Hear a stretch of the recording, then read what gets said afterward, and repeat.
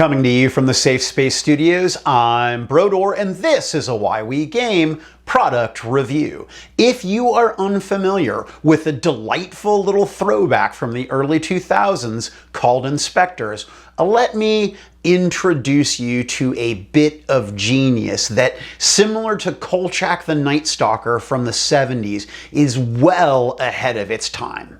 Now, this skinny little thing was doing 20 years ago what a lot of role-playing games are doing today and are being lauded for, well, being innovative. Now, I'm not trying to deride those other games. I just am trying to give credit to something that, honestly, I don't know if you're familiar with, and I friggin' love it, right? It is a spectacular game. Imagine being a Ghostbusters franchise, or, not Ghostbusters fans. What about you want to do some sort of paranormal investigation like the Scooby Gang?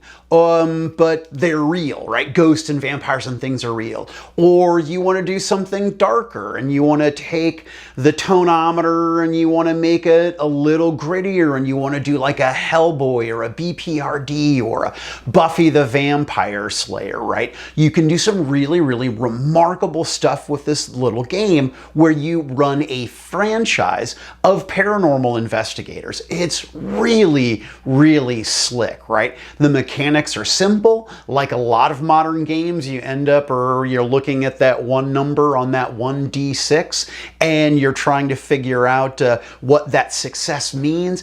It is so sharp, so basic, but here's the catch. When you, the PCs, succeed, the spotlight turns to you and you get to establish the facts, right? You get so much agency that you get to tell me as the game master, the person, referee, whatever running the game, what actually is the fact that you discovered. So let's say we're doing a mythos sort of investigation and I'm doing research in the library and I succeed at my role. The game master is going to ask me to establish a fact about the thing that we're investigating that now is canon in the game. And everybody at the table has this kind of power. So when we're doing the investigation portion of a call and we're learning what's happening sort of behind the scenes, and then when we get into the field and we start succeeding in the ways that we're affecting the world, we start creating more truths and realities about the fiction. It is really fan-friggin-tastic. Plus, if you want to play something weird, what's called a weird agent, right? And so we're ghost investigators and you want to play a friendly Casper-esque character that provides information, or the friendly vampire or a werewolf or whatever, you can totally do that shtick. But just like Kick-Ass, well, not Kick-Ass, it's garbage, but a Kick-Ass element of this game that harkens back to reality TV is the confessional. Now, only one time per scene, and a character can only do it one time per game session, but they can go into the confessional, right? Which they even talk about in the game, how you might want to set aside a special chair to highlight that spot for somebody stepping away from the table and going and talking to the audience or what have you from the confessional, which actually inspires me that I want to do Inspector Gadget with this particular game, right? It's got so many possibilities.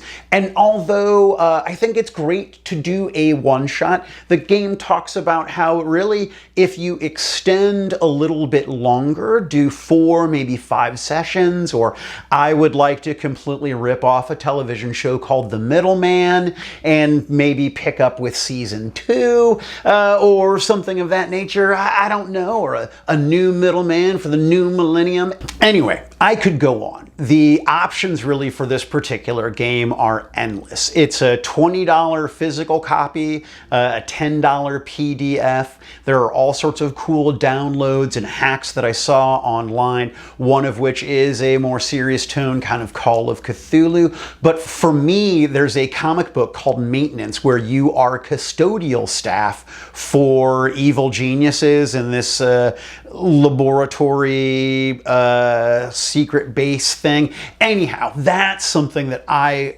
totally would be into. I ramble, I know. There are a great number of hacks out there, a lot of different stuff you can do with this game. You can get it for 20 bucks physical on the Memento Mori Theatrics website, which I'll link in the show notes. You can get the PDF for 10 bucks from Drive-Thru RPG, which I'll link in the show notes. And there's all sorts of stuff you can get for free online. Some really clever ideas out there if you and your group have figured out how you want to tinker with that tone. I find for the con games it certainly gets very silly, but it lends itself to that. We also had some fun and touching moments, but whatever, you don't want to hear my gaming stories, right? That's boring. You're here for the review. Inspectors, it's well worth it, particularly if you are, looking for a new and different role-playing game. And if you're playing Dungeons and Dragons or a more traditional crunchy mechanical game, and you want to try something that is a little bit more of the hippy-dippy sort of Prague way of thinking about role-playing games, this is one that I highly recommend. Plus, something that it does that other games I have not seen do, which I wish Blades in the Dark would have done, and I talked about that in my Blades in the Dark review, is there's just a little section right at the final words, right in chapter 8, where the designer talks about, hey, this is really a new way of game mastering, and it's going to be like a bucket of ice cold water on your face at 5 a.m. It's really different. But it is, I think, not just an easy way to try a new style of gaming if you're unfamiliar, but also I think it's a really solid game.